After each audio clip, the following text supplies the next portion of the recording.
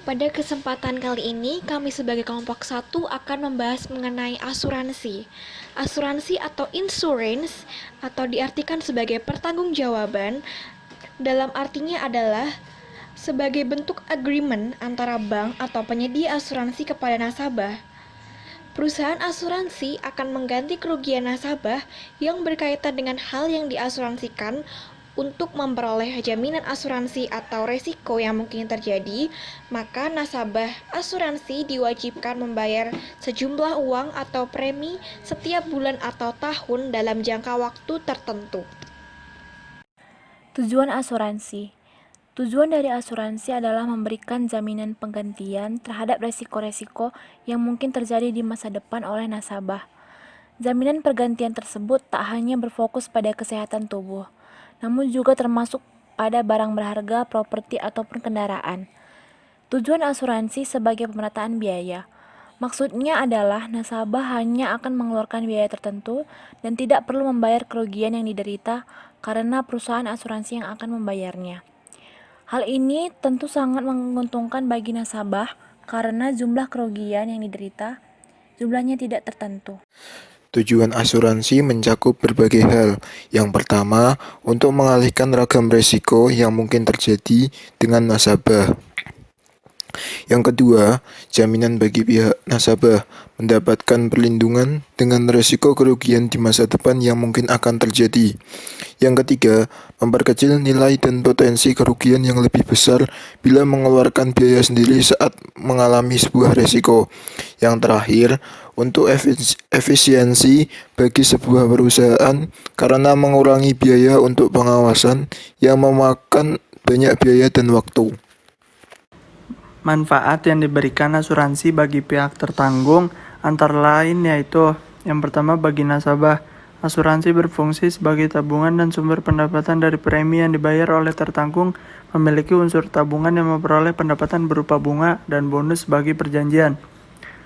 Yang kedua, bagi perusahaan asuransi, keuntungan dari premi yang diberikan ke nasabah, keuntungan dari hasil penyertaan modal di perusahaan lain, dan keuntungan dari hasil bunga dari investasi di surat-surat berharga. Selanjutnya, prinsip yang terdapat di dalam asuransi yaitu yang pertama, ada insurable interest atau kepentingan untuk diasuransikan. Yang kedua, utmost good faith atau itikat baik. Yang ketiga, proximate cause atau kausa proksimal. Yang keempat, indemnity atau ganti rugi. Yang kelima, subrogation atau pengalihan hak atau perwalian. Dan yang terakhir yang keenam, contribution atau kontribusi. Selanjutnya, elemen-elemen asuransi. Yang pertama, premi. Premi merupakan kewajiban yang dibayar pihak tertanggung kepada pihak penanggung sebagai jasa pengalihan risiko. Pembayaran premi ini wajib dilunasi oleh pihak tertanggung untuk dapat menggunakan manfaat asuransi saat diperlukan. Yang kedua, polis asuransi. Polis asuransi merupakan dokumen legal yang menjadi dasar hukum hubungan antara pihak tertanggung dan pihak penanggung. Polis ini bertindak sebagai dasar untuk membayar biaya ganti rugi atas kerusakan atau kehilangan yang dialami oleh pihak tertanggung. Polis dibuat berdasarkan kesepakatan dan harus dibuat secara tertulis. Yang terakhir, klaim. Klaim asuransi merupakan permohonan resmi yang diajukan nasabah terhadap perusahaan asuransi untuk melakukan pembayaran sebagai bentuk ganti rugi atas kerusakan atau kehilangan berdasarkan ketentuan polis asuransi. Sebelum melakukan pembayaran tersebut, pihak asuransi akan memeriksa validitas klaim terlebih dahulu. Atau properti orang lain yang disimpan di lokasi dan kerusakan barang di properti saat kecelakaan. Yang ketiga, asuransi rumah atau home insurance. Asuransi rumah adalah perlindungan yang membayar atau memberi kompensasi kepada tertanggung atas kerusakan pada rumah akibat bencana alam, bencana akibat ulah manusia, atau ancaman lainnya. Yang keempat adalah asuransi kebakaran atau fire insurance. Dengan adanya asuransi kebakaran, kerugian yang timbul akibat kebakaran dikompensasi dan masyarakat tidak kehilangan terlalu banyak nilai barang yang terdampak dari kebakaran. Yang kelima adalah asuransi sosial atau social insurance. Asuransi sosial ini adalah untuk memberikan perlindungan kepada bagian masyarakat yang lebih lemah yang tidak mampu membayar premi untuk asuransi yang memadai. Bentuk dari asuransi sosial ini seperti paket pensiun, tunjangan cacat, tunjangan pengangguran, asuransi sakit, dan asuransi industri. Yang keenam adalah asuransi otomotif atau automobile insurance. Asuransi otomotif adalah asuransi kendaraan bermotor yang menawarkan perlindungan finansial untuk kendaraan dari kehilangan akibat kecelakaan, kerusakan, pencurian, kebakaran, dan bencana alam. Yang ketujuh adalah asuransi perjalanan atau traveler insurance. Asuransi perjalanan memberikan kompensasi kepada tertanggung atau membayar kewajiban keuangan yang timbul dari kedaruratan medis dan non-medis selama perjalanan di dalam maupun luar negeri. Yang kedelapan adalah asuransi pekerja atau workers' compensation. Hampir di setiap negara wajib memberikan asuransi kecelakaan kerja kepada pekerja atau karyawan saat bekerja. Beberapa pihak mungkin mempunyai cadangan dana untuk menyisihkan sebagian gajinya untuk mengantisipasi kecelakaan kerja, dan sebagian usaha kecil memberikan asuransi kepada pekerja melalui perusahaan asuransi komersial atau melalui asuransi milik negara. Berdasarkan objek asuransi, asuransi jiwa. Asuransi jiwa ditujukan untuk keluarga atau penerima manfaat disebutkan saat kematian orang yang dijamin. Jadi, faktor terbesar dalam memiliki asuransi jiwa adalah menyediakan jaminan bagi keluarga atau orang yang ditinggalkan tertanggung akibat kematian. Asuransi jiwa penting bagi keluarga yang bergantung pada gaji tertanggung untuk memenuhi kebutuhan sehari-hari dan membayar tagihan. Dalam memperkirakan jumlah pertanggungan asuransi jiwa yang dibutuhkan, harus memperhitungkan untuk menutup pengeluaran, antara lain pengeluaran untuk biaya pemakaman dan memberi keluarga jaminan finansial setelah kematian tertanggung seperti pembayaran hipotek, pinjaman, kartu kredit, dan pajak, perawatan anak, dan biaya kuliah anak di masa depan. Jenis-jenis asuransi jiwa yaitu asuransi berjangka. Asuransi berjangka adalah jenis asuransi yang paling mendasar. Asuransi berjangka hanya memberi perlindungan selama jangka waktu polis dan membayar hanya pada saat kematian tertanggung. Yang misalnya ada asuransi seumur hidup. Asuransi seumur hidup adalah asuransi yang melindungi seumur hidup dan akan memberikan penggantian kerugian dalam jumlah tertentu setelah kematian tertanggung. Misalnya ada perencanaan anak. Asuransi ini memastikan keamanan finansial anak.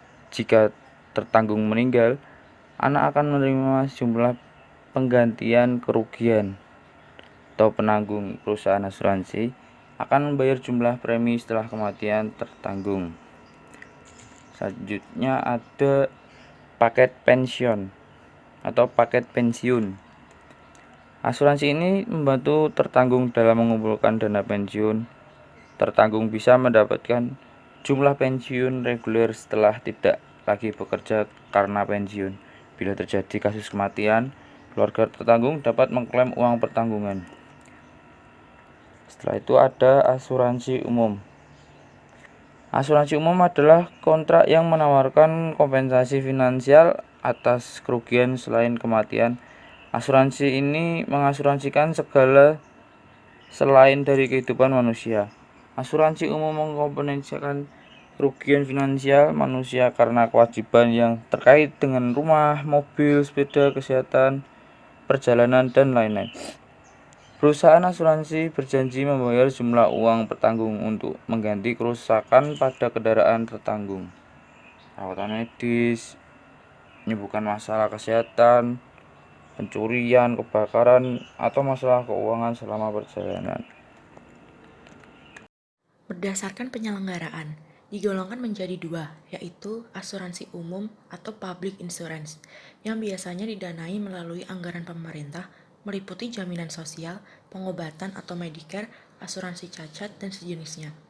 Kemudian asuransi swasta atau private insurance adalah semua jenis pertanggungan yang ditawarkan oleh perusahaan atau organisasi swasta.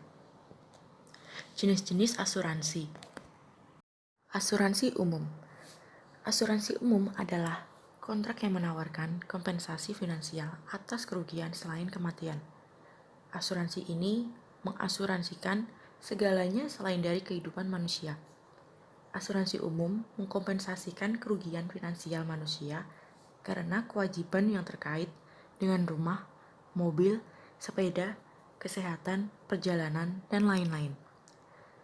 Jenis-jenis asuransi umum ialah asuransi kesehatan, asuransi properti, asuransi rumah, asuransi kebakaran, asuransi sosial, asuransi otomotif, asuransi perjalanan, dan asuransi pekerja.